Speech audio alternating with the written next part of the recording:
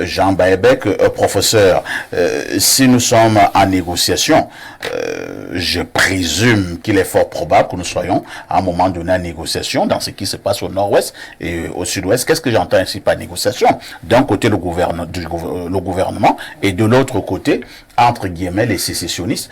Avez-vous l'impression que les deux partis jouent franc jeu? Bon, mais merci pour votre question. Nous sommes les seuls, je crois que c'était à la veille du dialogue national. Nous, on a écrit, hein, on a proposé un plan de paix écrit.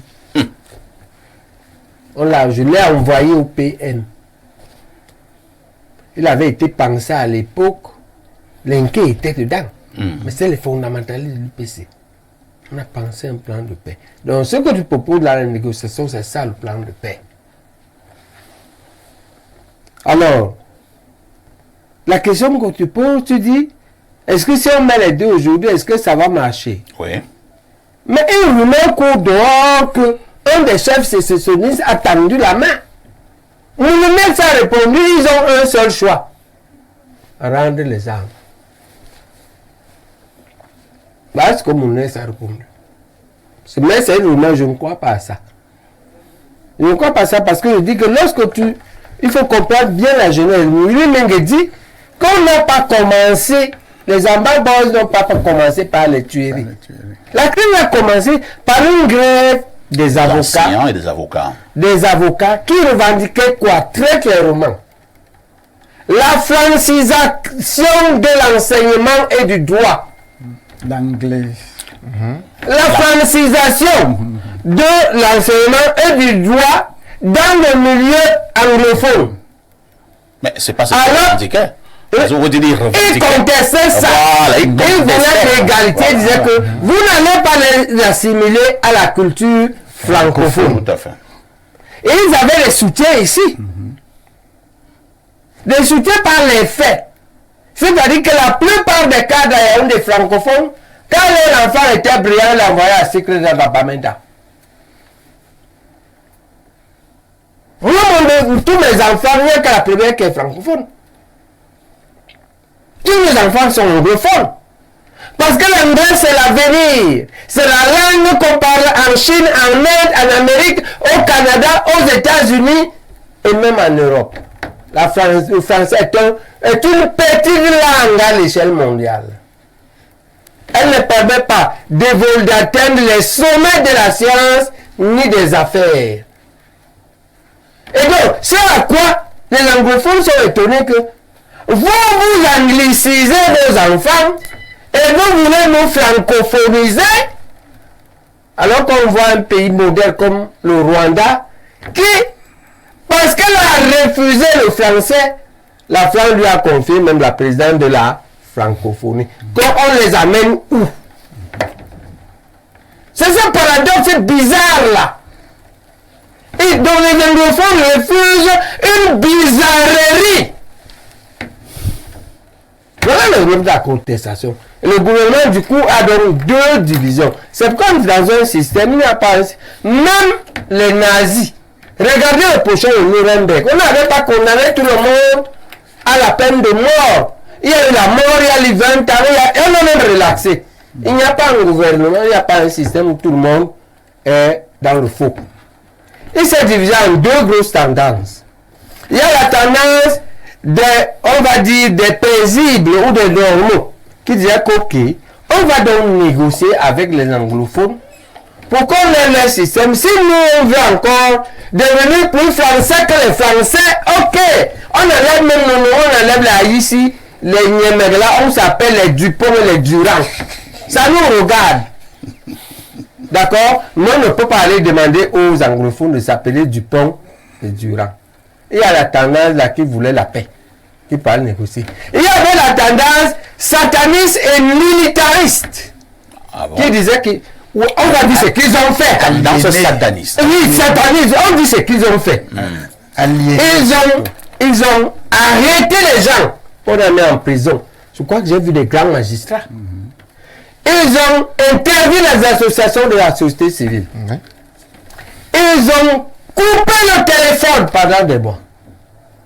Ils ont coupé l'Internet pendant les mois. Si ça, ce n'est pas le satanisme, parfois ici, c'est quoi? C'est quoi Les questions, c'est moi qui les pose. Bon, maintenant, moi, je te réponds alors. Allez-y. C'est de fil en aiguille quand on passe là-dedans. Les anglophones ont le choix. Est-ce qu'on se soumet ou on se révolte? Oui. Les sécessionnistes qui ont toujours existé et toujours manifesté le 1er octobre de toutes les années depuis des décennies. Oui. Profite donc pour dire, on nous a dit que les gens-ci, aussi sont les extrémistes qu'on a ici. Ok? C'est eux qui disent donc, l'affaire est simple, il faut qu'on se sépare. Ils proclament la République. Ils créent les forces armées d'Ambazonie. Voilà le début de la guerre. Donc, ce que le mot que l'on puisse dire, c'est que les satanistes du pouvoir, qui n'est pas tout le gouvernement, c'est là où la différence entre Willy Mengue et moi. Je ne voudrais pas condamner tout le monde. Je crois qu'il y a des hommes de bonne foi dans ce gouvernement. Mais, il y a les satanistes dont le premier est connu. Lui-même s'est défini. Il est un Molinex. Et nous avons défini ce que veut dire Molinex. Quand lui est le Molinex, nous les Camerounais sont les arachides, le piment et le Jansan, il écrase. C'est la pâte qui sort. La pâte qui est sortie est composée donc de 6 000 de ses propres frères biologiques. Au moins 6 000. Voilà la pâte de mon ex. 6 000 Banenda, Banyange, Banso et 1500 militaires camerounais. En 7 ans, voilà le bilan de Moulinex, le chef de file. Il faut qu'il sache ça. Bien sûr. Pourquoi on dit que c'est le chef de file? Parce qu'à ce moment-là, depuis 2010, il est le secrétaire permanent du Conseil national de la sécurité. Et être le chef permanent du Conseil national de sécurité signifie que c'est toi qui dis au président le risque qu'il y a pour qu'il y ait la guerre. Et ce qu'il faut faire pour la guerre. Donc c'est Moulinex qui devait assumer ça. Parce qu'il y a un procès, comme le mur, attends, laisse ici, ne me coupe pas. Vous pensez que il y aura un procès de l'affaire. Toute la grande responsabilité de la crise anglophone, c'est une seule personne. Non, je dis qu'il y a une liste rouge. On va remplir la liste. Mais il y a un nom sûr que lui-même a donné, il a décrit. Il a dit, moi je suis Moulinex. Vous les Camerounais, vous êtes les condiments, je vous écrase. Et nous on regarde ce qu'il y a à la pâte. On dit que la pâte est composée de 6 000 corps de ses propres frères. Et qu'il a même déserté le nord-ouest. Il ne peut pas aller là-bas sans escorte de gendarmes. Il ne peut pas. Il n'a plus de village. Son seul village est devenu le village de sa femme. Ah bon? À Foulan? Oui. Oh, mais attendez. Il n'a pas d'alternative. Il faut être sérieux là. Non. On va s'en ça. Non, il faut que les gens sachent. Il faut que les gens sachent. Le moment des bilans va arriver. Celui qui veut s'inscrire dans la liste rouge, dont le chef de la liste est Moulinex, s'inscrit. Et on s'inscrit par ce qu'on dit et par ce qu'on fait. Et les Camerounais ont les yeux pour voir. Et nous comptons. La comptabilité continue. On va faire comme le Hamas. Le Hamas lui fait tous les jours, toutes les semaines. Nous, on va faire tous les mois. Nous sommes à 6 000 civils au moins. Et à 1400 militaires au moins. Il n'y a pas de famille ici qui n'a pas perdu un militaire. Aucune famille. Ah ouais. D'accord. Mais quand tu nous tues 6 000 Bamenda, il faut savoir ce que tu fais au Cameroun. Parce qu'ils sont ses frères biologiques. Mais ils sont nos frères sociaux. Et il faut savoir que la paternité sociale peut dépasser La paternité naturelle. la paternité biologique. Quand tu nous prouves de 6 000 Bamenda, tu es en train de nous prouver de 6 000 personnes de la communauté la plus laborieuse au Cameroun. Les 3 premières, c'est les Bamenda, les écoles et les tout pourris. Les grands bosseurs, on les connaît dans les grandes sociétés. La Syrie se connaît. Sosi Kabou connaît. Voilà les grands bosseurs. On n'a pas dit que les autres ne bossent pas. Mais on dit que c'est les plus bosseurs. Tu nous prives de la région qui éduquait nos enfants. On savait que lorsque tu veux qu'un enfant devienne un ingénieur du Massachusetts, tu l'envoies d'abord à Sécurité d'Abamenda. Tu nous as prouvé ça. Tu nous prives des valeurs. Moi, je suis médecin.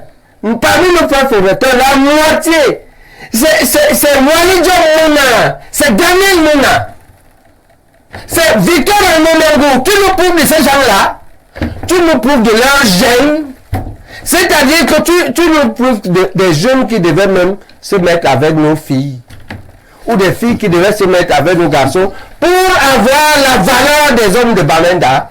Tu prouves au Cameroun des valeurs des hommes de Bamenda, parce qu'il faut que Mourinho soit conscient de ce qu'il fait. Bien sûr. Peut-être qu'on ne lui a jamais dit le mal qu'il fait à la République. Moi, je ne suis pas avocat, mais je serai deux. Comment vous appelez ça? Il y a deux camps, la défense et l'autre. L'accusation. C'est l'accusation. Je ne suis pas avocat, mais je risque de m'inscrire dans l'accusation de ce type pour qu'il soit conscient. Et il ne peut pas dire que il est Moulinex, il écrase, mais qu'il regarde sa patte, ce que ça fait à la République. Merci. Donc c'est une affaire extrêmement grave. Il est aujourd'hui temps pour que Moulinex et ses amis, parce que je pense que dans cette entreprise, il n'est pas seul. Mais il est le seul qui nous a aidé à nous donner le nom, son nom de guerre. Comme chez vous. Dans la résistance à l'Équateur, ça s'appelait Nyangor. Massaga s'appelait le commandant Kisamba. Le nom de répression de ce type-là s'appelle, lui-même a donné Moulinex. Il est le numéro 1. Ce n'est pas pour bien. Merci, professeur. D'accord? Que les autres, chacun s'inscrive. Et les sous-préfets, et le moment arrive, et l'histoire est là. Ok? Et ils ont quand même la chance que c'est un peu calme. Et que les mains leur sont tendues. Là-bas même, il y a les ambaboys qui disent que ils ne disent pas, ils disent qu'ils veulent la paix, mais on sent qu'ils sont épuisés. Et quand ils sont épuisés, on ne les humilie pas. Et c'est ça, Moulinex. Moulinex est un homme arrogant, roublard, malhonnête. Incompétent. Même temps compétent. Parce que ce n'est pas après 7 ans de guerre, quand la rébellion semble s'affaiblir, elle te tend la main, tu dis qu'il n'y a qu'à se rendre. Parce que tu veux montrer que tu es fort. Tu es fort, tu crois que tu peux encore avoir raison dans cette affaire. Tu ne peux plus. Parce que tu ne peux pas justifier 6 000 morts.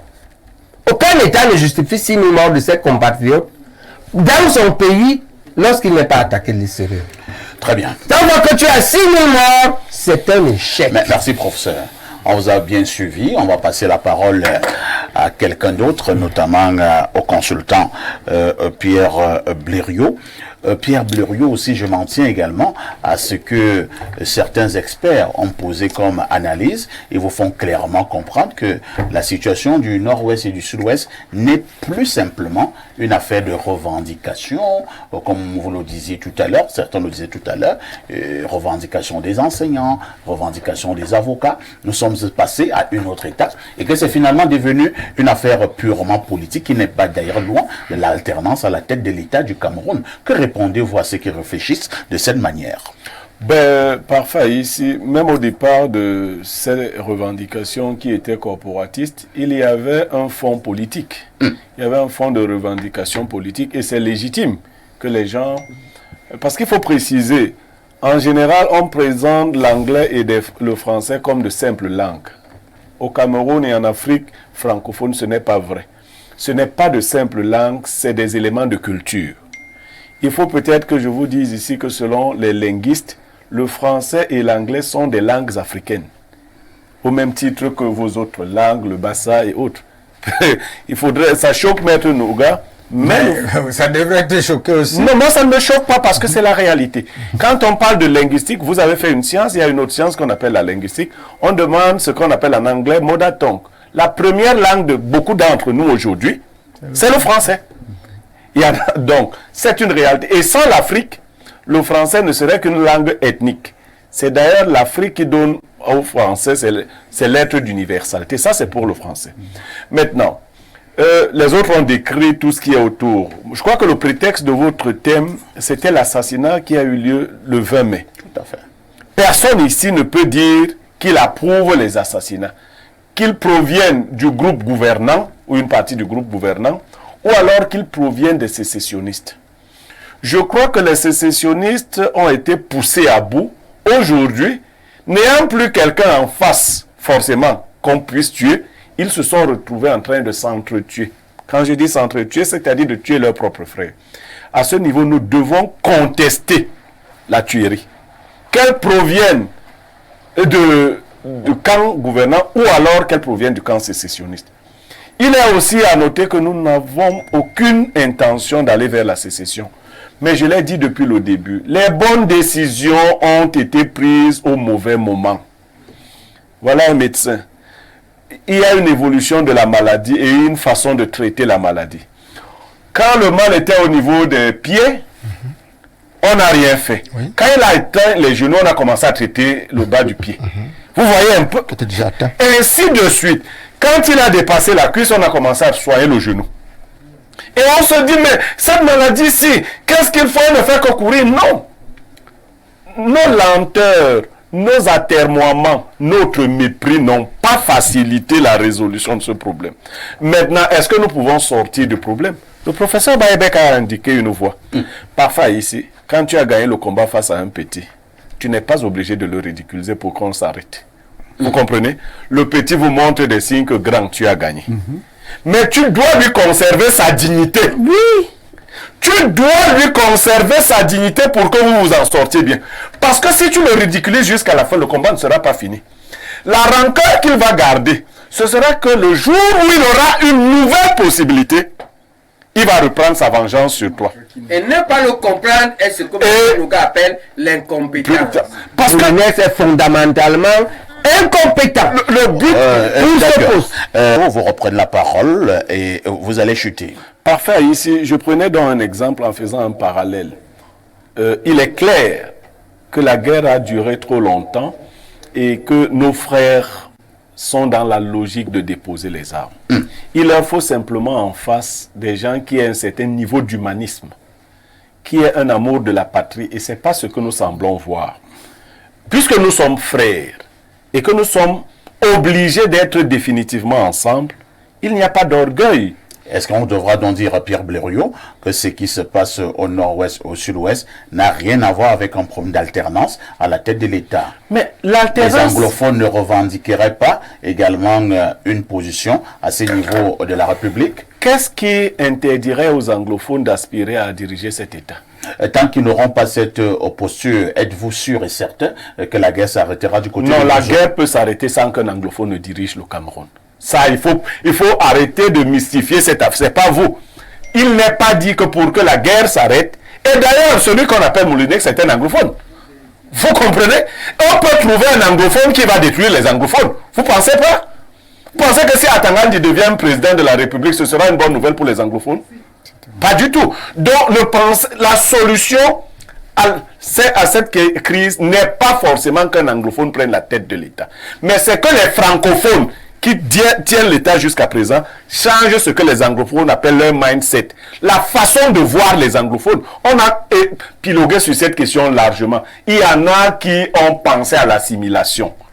Mais ils utilisent des subterfuges. Non, l'anglais et le français, ce sont des langues coloniales, ce ne sont pas nos langues. Je vous dis aujourd'hui que c'est faux, ce sont nos langues. L'anglais et le français sont nos langues. Et ces langues-là véhiculent toute une culture. C'est vrai que quand vous le dites, ça peut choquer plus d'une personne. Ça choque, mais c'est la réalité. On ne peut plus nier cette réalité. Celui qui prétend la nier ne sait pas ce que c'est que la linguistique. Ce sont nos langues. Et elles véhiculent une culture. La manière de se comporter de ces gens, hérités de la culture anglaise, n'est pas la même que notre manière de nous comporter. J'aime vous dire qu'une fois, je suis allé à Boya. J'avais acheté des choses et je voulais jeter les papiers au sol. Quelqu'un m'a dit à côté, n'apporte pas vos habitudes francophones ici. Oh. J'ai dit, attends, oui, il m'a dit, n'apporte pas vos habitudes. Une autre fois, j'ai voyagé. Des paroles haineuses. Non, du tout. J'ai voyagé. Parce que c'est très pauvre là-bas. J'ai voyagé dans un pays. C'est bien. Parfait, j'ai voyagé dans un pays anglo-saxon. Oui. Nous étions en train d'attendre de changer les travel checks. Nous étions 3 francophones dans la mission. Nous avons quitté nos rangs pour essayer de faire comme on fait souvent chez nous. Les gens nous regardaient, on a évolué, on est allé vers la caissière qui a arrêté de servir, parfait ici, et elle a appelé la sécurité. On est venu nous prendre et quelqu'un d'autre a dit non, des francophones.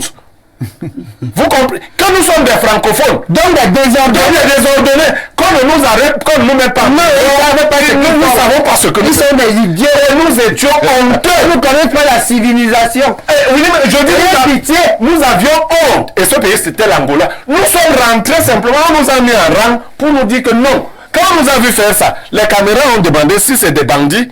Non, on veut que non, c'est pas des bandits, c'est des francophones. Donc il y a une manière francophone de réfléchir et de se comporter. Vous n'avez qu'à voir les pays hérités de la France. Vous verrez les pays qui ont hérité de la culture anglaise. Il y a une certaine rigueur. Quand nous leur envions, nous ne pouvons pas aujourd'hui mettre tout ça de côté et dire non, ces gens-là, c'est des bacossi, c'est des bacos. Non, ils ne sont pas que cela. Ils sont des gens qui ont hérité d'une culture. Ils sont même plus bacossi. Oui, mais ils ont hérité d'un plus dans une culture, dans une manière de se comporter. Et pour chuter, du point de vue politique, ils ont hérité d'un système décentralisé. Ils n'ont pas hérité d'un système où il y a un seul chef qui décide si tu dois faire l'amour avec ta femme dans la nuit. Il faut demander à Paul Biya. Non, ils n'ont pas hérité de ce système. Paul Biya n'a jamais été à ce niveau. Non, puisqu'on vous dit désormais que pour dire mes chers compatriotes, c'est Paul Biya seul qui peut dire les choses de voilà. Donc quand on vous dit ça, ça veut dire que désormais, même une parole amoureuse à ta femme, il faut te rassurer que ce n'est pas Paul Biya seul qui doit dire ça à Chantal. Donc on est déjà dans un autre système. On écrit, on est formaté déjà. Non, les anglophones n'ont pas hérité de ça. Très bien, c'est compris.